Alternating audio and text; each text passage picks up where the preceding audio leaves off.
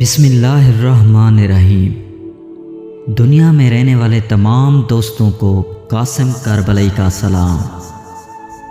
حضرت مختار کی نظر میں شہادت امام حسین علیہ السلام کی عظمت 14 ربیع الاول سن 66 ہجری قمری کو مختار نے امام حسین علیہ السلام اور آپ کے باوفا اصحاب کے خون کا بدلہ لینے کی نیت سے قیام کا آغاز کیا تو کوفے کے شیعوں نے بھی مختار کا ساتھ دیا۔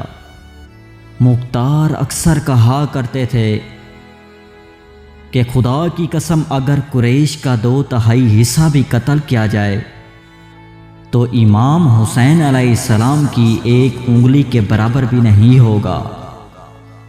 جب مختار ثقفی دشمنان اہل بیت علیہ السلام سے بدلہ لینے کے بعد اکثر روزے سے رہا کرتے تھے کہ یہ شکر خدا کے طور پر ہے۔